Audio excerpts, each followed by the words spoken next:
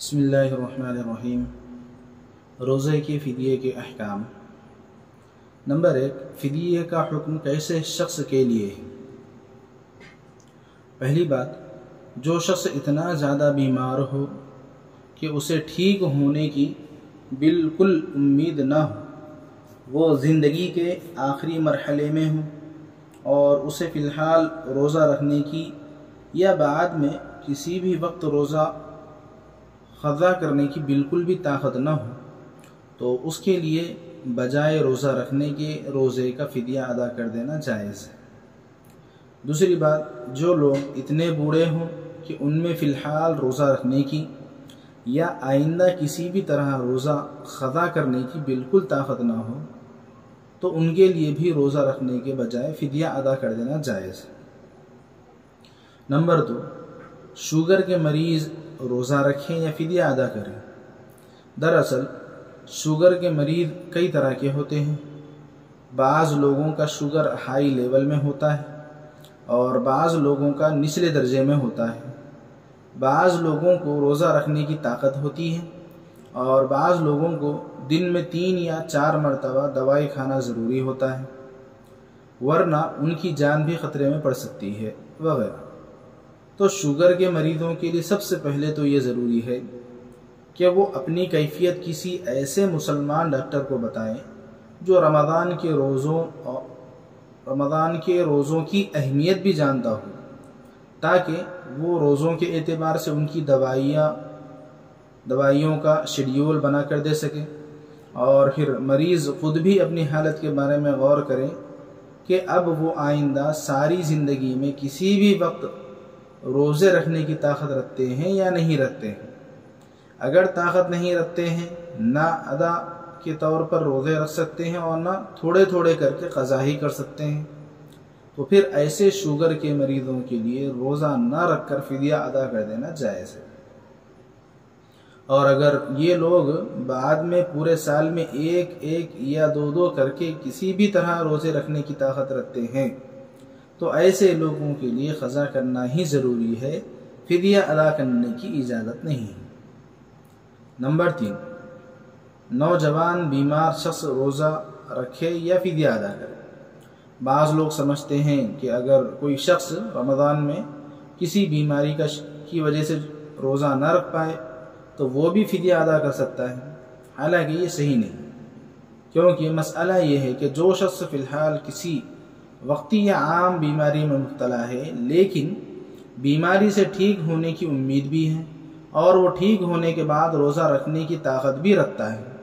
जैसे कि कोई शख्स बुखार में मुब्तला हो गया वगैरह, यानी वो रोज़मर्रा की आम बीमारियों में मुब्तला है, तो ऐसे शख्स को फ़िदिया अदा करने की इजाज़त नहीं है, बल्कि ऐसा शख्स अपना इलाज करवाए और ठीक होने के बाद पहले छूटे हुए रोज़ों की क़ज़ा करे। नंबर 4, हामिला और दूध पिलाने वाली औरत का रोज़ा न रखकर फ़िदिया अदा करना। बहुत सी औरतें ये ख्याल करती हैं कि हामिला और दूध पिलाने वाली औरत के लिए रोज़ा न रखकर फ़िदिया अदा कर देना काफ़ी है। यही वजह है कि ऐसी औरतें फ़िदिया अदा करके बेफ़िक्र हो जाती हैं। हालांकि हामिला औरत और दूध पिलाने वाली औरत के लिए फ़िदिया अदा करने का हुक्म नहीं है। पहले तो ऐसी औरतों को ये कोशिश करनी चाहिए कि वो दौरान हमल और दूध पिलाने के दिनों में भी रमज़ान के पूरे रोज़े रखने का एहतमाम करें, ताकि माँ के पेट और गोद के ज़माने से ही बच्चे पर नेक अमाल वाली नेक कैफियत के असरात पड़े। और अगर ऐसी औरतें किसी वजह से कुछ रोज़े न रख पाएँ तो उनको कोई गुनाह नहीं होगा, क्योंकि रसूलुल्लाह सल्लल्लाहु अलैहि वसल्लम ने ऐसी औरतों को रोज़े छोड़ने की इजाज़त दी है। अलबत्ता छूटे हुए रोज़ों के बाद में क़ज़ा करना ज़रूरी है। नंबर 5, जो लोग हर महीना 2 या 3 रोज़े क़ज़ा कर सकते हों तो क्या हुक्म है। कोई भी बीमार या कमज़ोर शख्स फ़िलहाल माह रमज़ान के पूरे 30 रोज़े एक साथ रखने पर तो क़ादिर नहीं है, लेकिन बाद में किसी महीने में 2 और किसी महीने में 3 वगैरह के हिसाब से रोज़ों की क़ज़ा कर सकता हो, तो फिर ऐसे शख्स या ऐसे किसी भी बीमार के लिए रोज़ों का फ़िदिया देना दुरुस्त नहीं है, اور اگر فدیہ دے چکے ہیں تو ان کا فدیہ معتبر نہیں ہوا، بلکہ چھوٹے ہوئے تمام روزوں کی قضا کرنا ان کے ذمہ لازم ہے۔ نمبر 6، روزوں کے فدیے کی وصیت کرنا۔ شیخ فانی یعنی وہ بوڑھا شخص جس نے طاقت نہ ہونے کی وجہ سے روزے نہیں رکھے،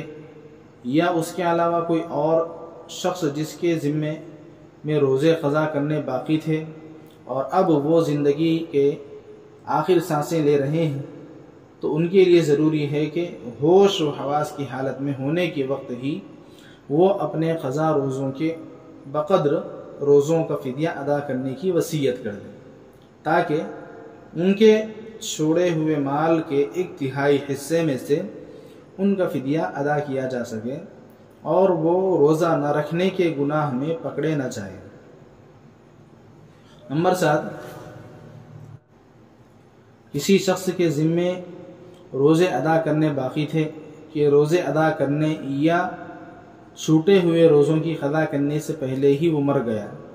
اب اس کے وارثین اور رشتہ دار وغیرہ چاہتے ہیں کہ مرحوم شخص کے روزوں کا فدیہ ادا کر دے، تو اس بارے میں سمجھنا چاہیے کہ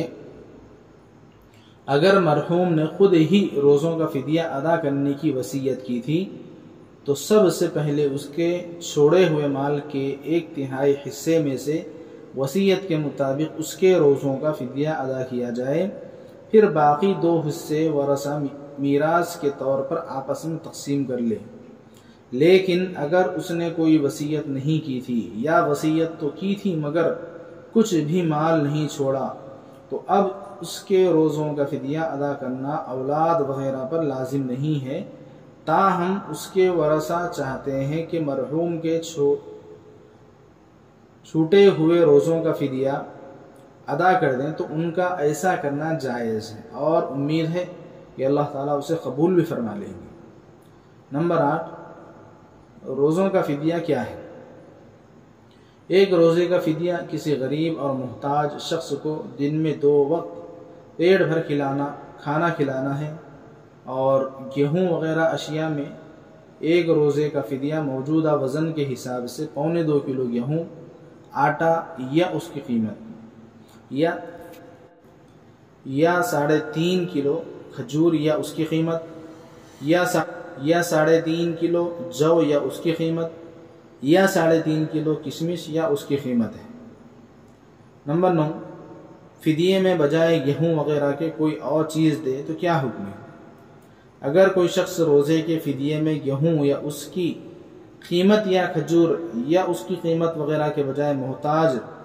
شخص کی ضرورت کے لحاظ سے کوئی اور چیز مثلا چاول، کپڑے وغیرہ دے دے تب بھی جائز ہے۔ نمبر 10، کئی روزوں کا فدیہ ایک شخص کو دینا کیسا ہے؟ ایک روزے کا فدیہ ایک شخص کو یا کئی روزوں کا فدیہ ایک شخص کو دے دینا جائز ہے، ہاں البتہ ایک روزے کا فدیہ 2 مسکینوں میں تقسیم کرنا اگرچہ مفتہ بھی قول کے مطابق جائز ہے، تاہم ایسا کرنا اچھی بات نہیں۔ نمبر 11، روزے کا فدیہ کن لوگوں کو دیا جائے؟ روزے کا فدیہ بھی انہی لوگوں کو دینا جائز ہے جن کو زکوٰۃ دی جا سکتی ہے، لہذا کسی غیر مسلم کو یا سید گھرانے والے شخص کو یا کسی مسلمان صاحب نصاب مالدار شخص کو فدیہ دینا یا پھر مسجد اور مدرسے کی تعمیرات وغیرہ میں فدیے کی رقم لگانا جائز نہیں۔ اس طرح جن رشتہ داروں کو زکوٰۃ دینا جائز نہیں ہے ان کو فدیہ دینا بھی جائز نہیں ہے۔ نمبر 12، فدیہ رمضان کے شروع میں ادا کرے یا آخر میں؟ ویسے تو ہر شخص کو چاہیے کہ ماہ رمضان کے روزے رکھنے کا کامل عزم اور ارادہ کرے، بلکہ ہر دن روزہ رکھنے کی کوشش بھی کرے، تاہم شرعی تفصیلات کے مطابق جس شخص کو روزہ نہ رکھ کر فدیہ ادا کر دینے کی اجازت ہے،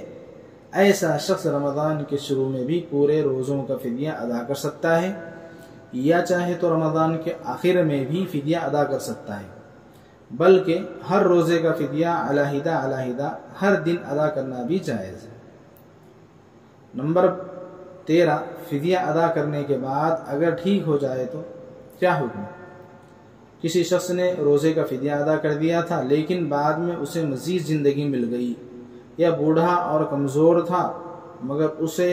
قوت اور مضبوطی حاصل ہو گئی، تو اب اس کے لیے ضروری ہے کہ وہ